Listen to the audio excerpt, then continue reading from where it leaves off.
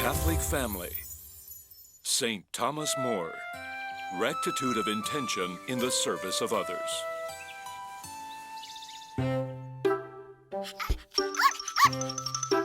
No, Nelson. I can't play with you now. Can't you see I'm reading? Hey, Dad! Yeah? Today is your Saint's Day, St. Thomas. We should do something special.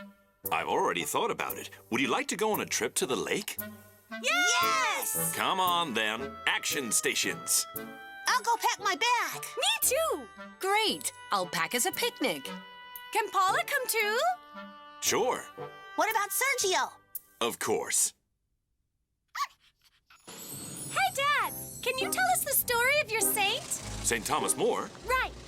You've told us about so many saints, but you've never told us about your saint. You know, you're right. Well, you see, St. Thomas More was a famous politician and a family man. He studied law. Was he a lawyer? Yes. Like you. You're right. We have that in common. Thomas More was born in London, England, in 1478. Was that long ago, or not so much? Don't you know how to count? 1478 was in the 15th century. Exactly. More than 500 years ago. Wow! When he was 13 years old, he went to work as a messenger boy at the house of the Archbishop of Canterbury. The Archbishop saw that he was a very intelligent young man and sent him to study law at Oxford University.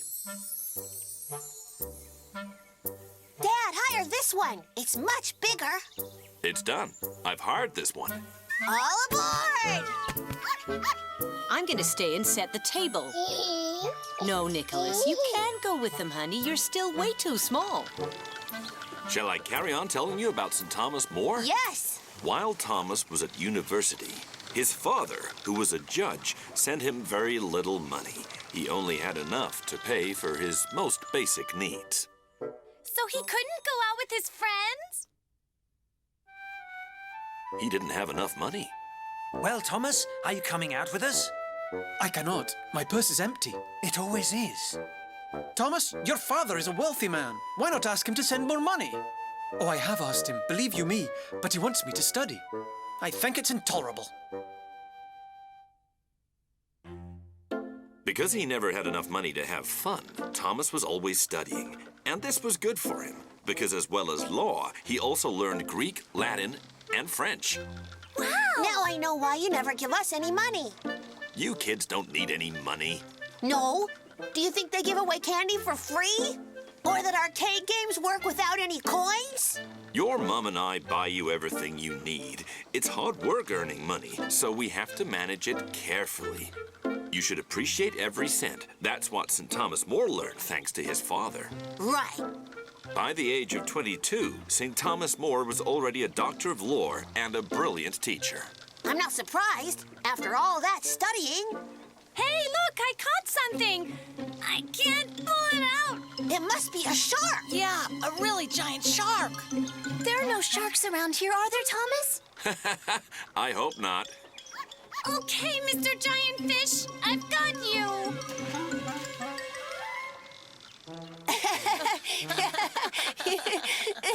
I didn't know fish wore boots.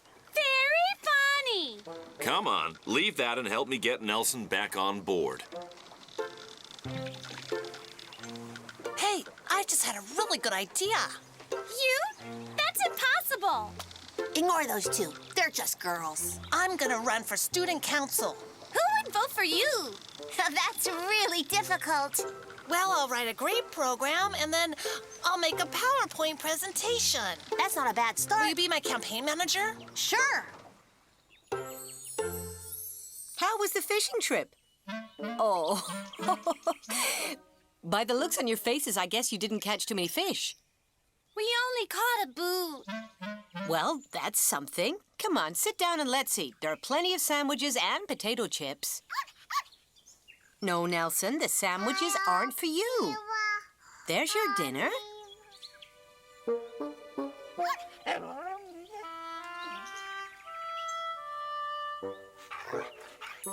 It's strange. What is your sandwich? Oh, no, my sandwich is perfect. I mean, St. Thomas More is a very strange saint.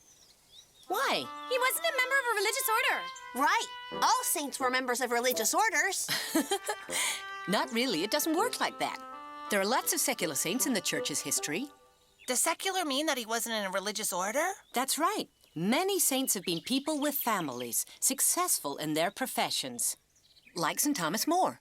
Anyway, St. Thomas More had doubts about his vocation. In fact, he went to live with the Carthusians, but after 4 years, he realized that God was not calling him to that path. He also tried to become a Franciscan. Are all Franciscans monks? Not at all, but that wasn't his path either. So he decided to get married. And what was his wife called?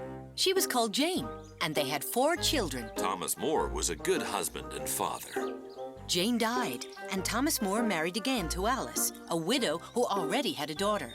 Thomas More saw that his vocation was to work in the government of his country and to write books.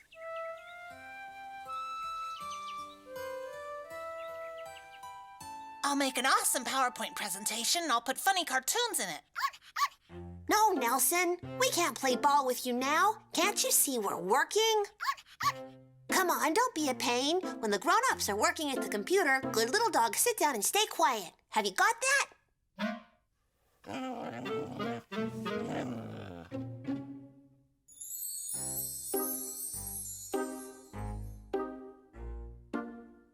Okay, open your history books to page 5. What's the matter with Martin? He doesn't have a book. Why not? Well, his mom doesn't have enough money to buy him all the textbooks, so he only has a few books. Poor guy. Are you gonna run as a representative? Not many people are gonna vote for you. I want you 3 to vote for me. Us? Now, why would we do that? Because I'm the best candidate. You would say that. Hold on, dude. I think I've got an idea.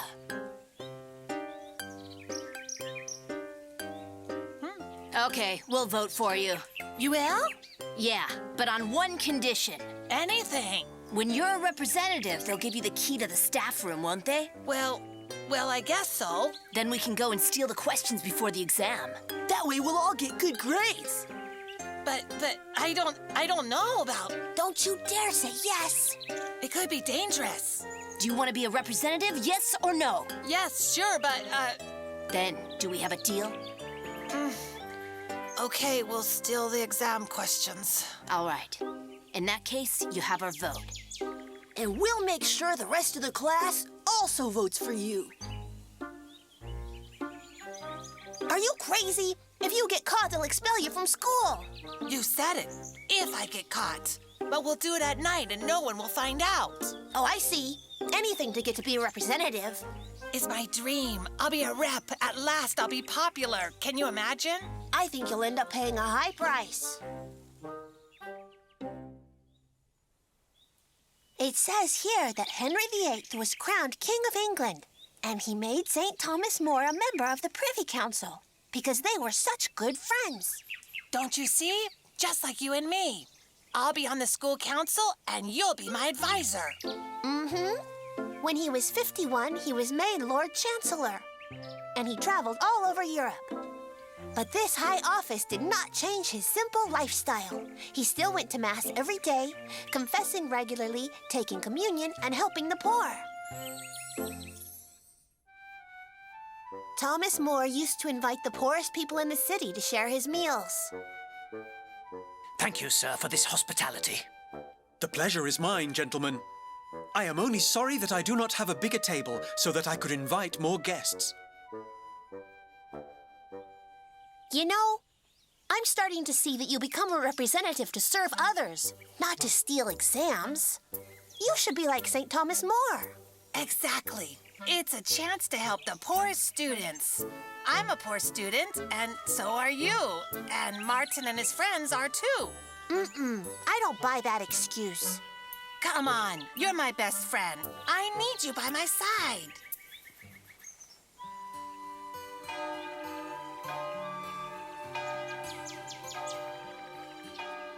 Father Michael, what's more important, friendship or being honest?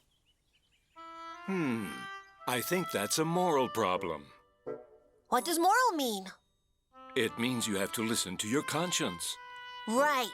My conscience is telling me one thing, and my best friend is telling me something else. Look, I'll tell you what St. Thomas More did. St. Thomas had been Lord Chancellor for 2 years when a terrible calamity befell the Catholic Church in England.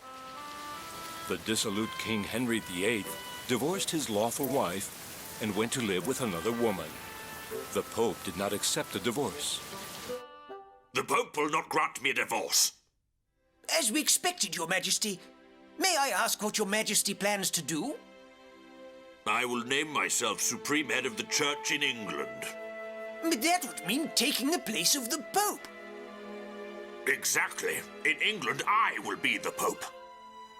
Your Majesty, there are many who will not accept such a decision. Those who do not accept it will be executed.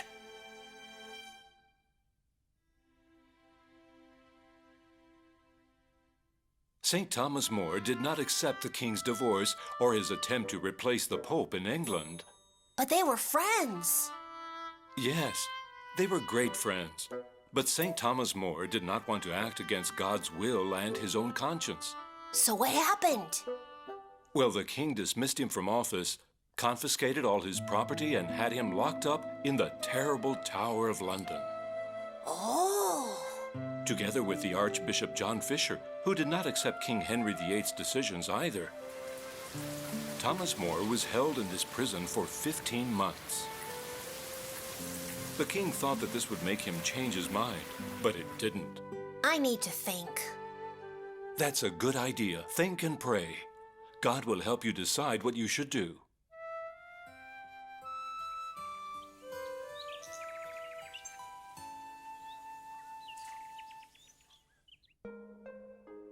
Lord, I pray to you, through the intercession of St. Thomas More, to help me make a decision. On one hand, I think that what Sergio is doing is wrong, but Sergio is my best friend. I don't want to get mad at him. Help me to be as brave as St. Thomas More.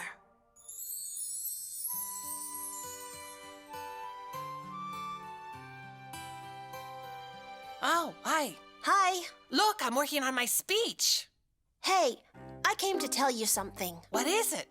I'm not going to help you steal the exams. What? You're my best friend. You have to help me get elected. You know how important it is to me. I know, but what you want to do is wrong. Alex, you can't do this to me. Not now. I'm sorry, but if you have to steal to get elected, then don't expect me to help. Okay, then you can't be my advisor. Right, just like what happened to St. Thomas More. You won't even be my friend. What do you want now, huh? What's wrong with you? Can't you see that I'm busy? I have to finish writing my electoral program. Hey, what are you doing? Get out of here, pass, scram!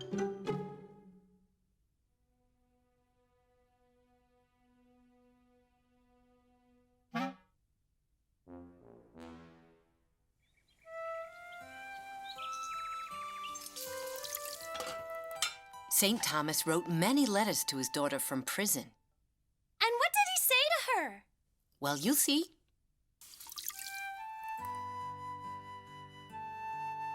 In this prison, I am repaying my debt to God for the sins I have committed in my lifetime. My sufferings in this place will surely release me from the pains of purgatory. Remember, my own good daughter, do not let your mind be troubled over anything that shall happen to me in this world. Nothing can come but what God wills. And I am sure that whatever that be, however bad it may seem, it shall indeed be the best.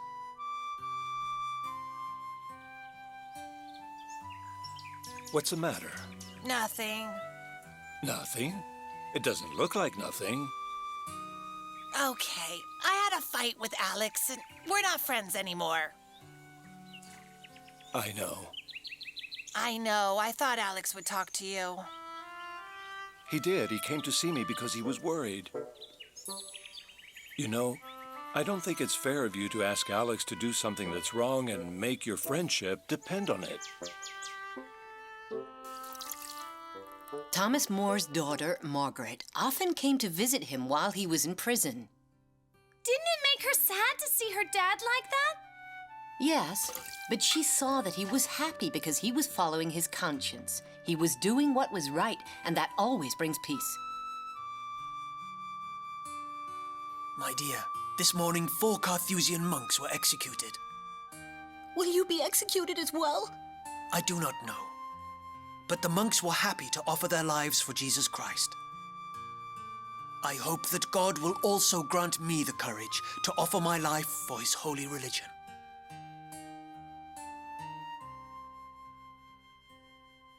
St. Thomas was called before the court one last time. He was asked to accept Henry VIII's decisions, and he refused. And what happened? Well, you'll see. Thomas More was very brave, and he stood up to the king. I must obey the commands of my conscience and think of the salvation of my soul. This is much more important than anything the world can offer me. I do not accept the king's errors. Well then, I have no choice but to order your execution. Take him away. So they killed him? They did, but he never lost his sense of humor. On the day of his execution, he put on his best suit. What inclement weather! Please let me wear my coat, for upon my life I do not wish to catch cold. When they came to the place of execution, he slowly prayed Psalm 51. Have mercy on me, God, according to thy loving kindness. I pray you see me safe going up, for in my coming down, I believe I can shift for myself.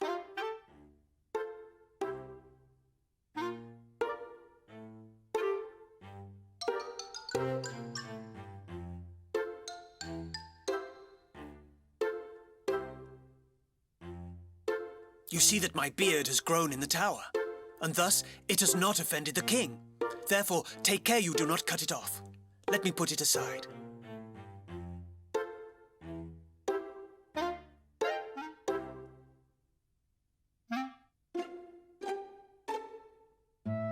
I die the king's good servant, but God's first. I die for my faith in the Holy Roman Apostolic Church. I will pray for the king and for my persecutors.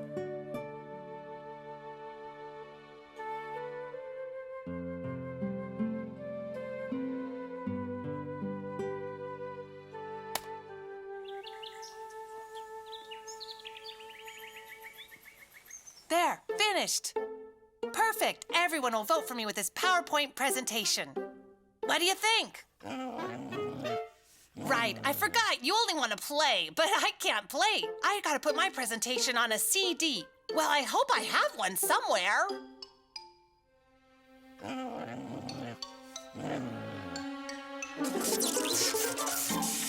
What? What have you done? No! I'm going to roast you for dinner tonight.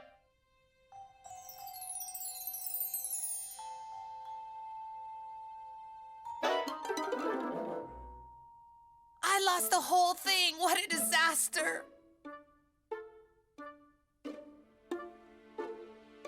I've been really stupid. I can see that now. What do you mean? We had a deal. Well, the deal's off. I'm not gonna steal any exams. Oh, no? Let's see if you get any votes.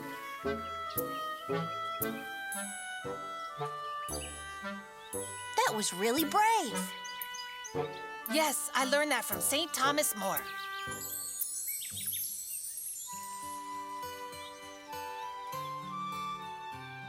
And this is what my computer looks like now. So that's the whole story. I couldn't do the PowerPoint presentation because of that pesky dog. Oh, I almost forgot. This is Nelson after he bit the cables up. That's the best presentation I've ever seen. Yeah, it was hilarious. If you vote for me, the first thing I'll do is open a stand to sell secondhand books so everyone can have a textbook.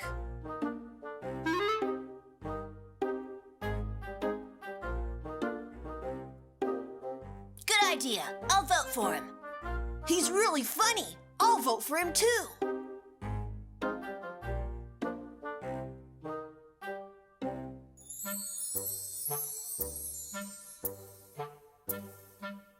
I think the idea of a second-hand book stand is great. So do I. We learn from St. Thomas More's example. Yes, people in positions of power should serve others. Father Michael, can we use the storeroom at church to keep the books in? Of course, you're welcome to. You know, St. Thomas More was canonized in 1935. And in the year 2000, Pope John Paul II proclaimed him patron saint of politicians. I'm going to commend myself to St. Thomas More to be a good student representative and to serve others cheerfully. Right, as good Catholics and always obeying our consciences.